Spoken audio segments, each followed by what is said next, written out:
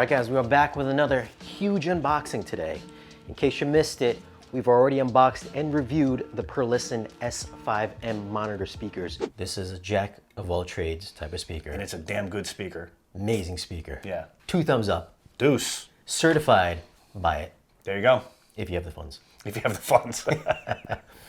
You can check out the video. I'll leave a link down below in the video's description or up here in the corner. Today we're going to be checking out 3 more Perlisten boxes, speakers, subwoofers. This is not a tower speaker.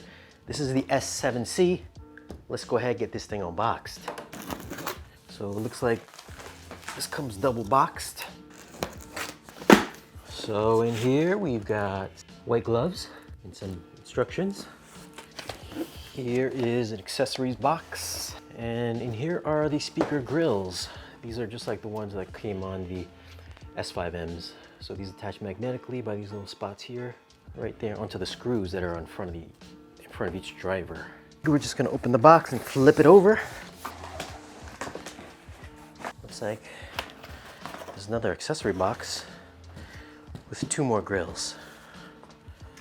This comes really nicely packed in a nice cloth bag, which says Perlisten on the front.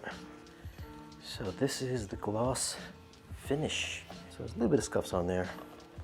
So I'm not the first one to open these up, but it does have that nice glossy finish like the monitors did. Okay, so I'm gonna take the bag and put it on top of the box, and I'm just gonna lay the speaker right on top here. In case you couldn't tell, it's a heavy speaker. This is 74 pounds. It's half as much as the subwoofer. On the front, we've got 4 7-inch drivers with the cool little Perlisten checkerboard pattern on there.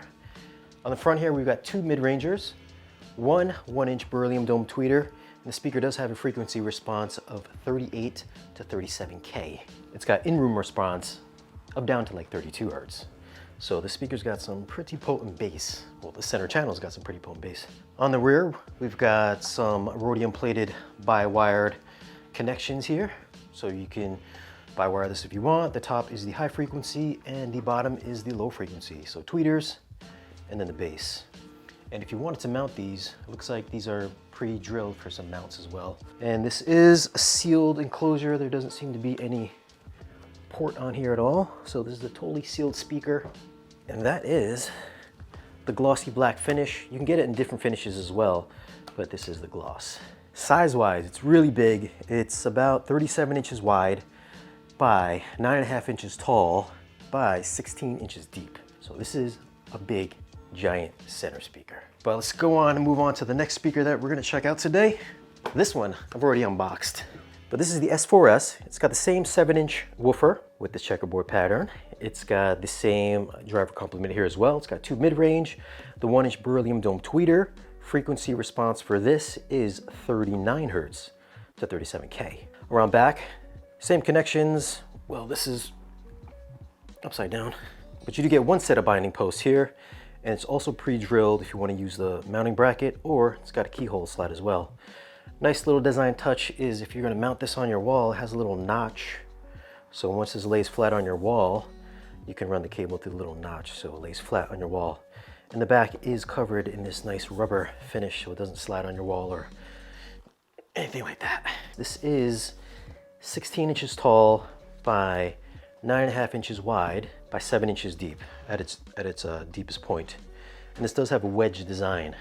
So if you're gonna mount it on your wall, like say as a side speaker or a back speaker, you'd mount it on your wall like so, and then this would angle downwards at your listening position.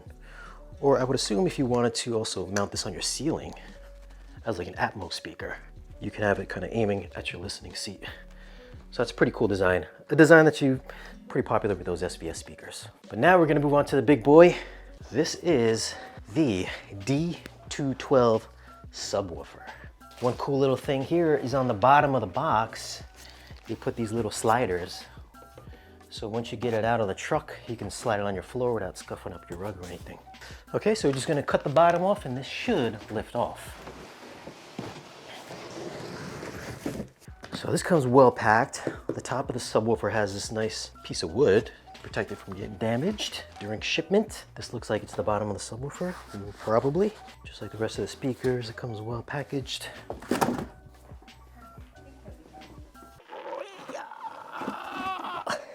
Let's go ahead and take this off.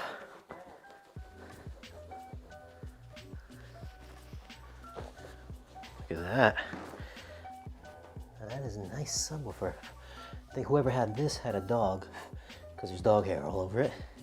That's okay. Let's take a quick look at the front. There's a 12-inch driver. There's actually two 12-inch drivers here. So there's one on the front and one on the bottom. So if we take a look right on the bottom here, right behind this grill is another 12-inch driver. So this is in a push-pull configuration. This bottom driver will push in, and then this top driver will push out.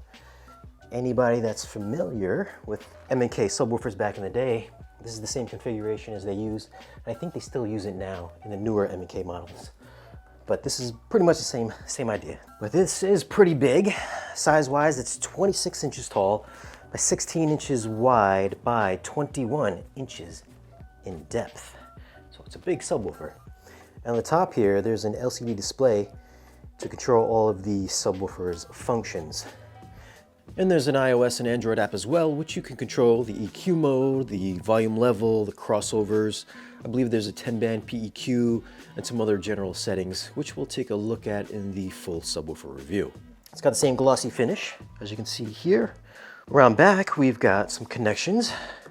We've got your service port connector, we've got a trigger input, we've got your unbalanced ins and outs, your balanced XLR ins and outs, if you want to daisy chain two of these together, your main power switch, and then your power cord input.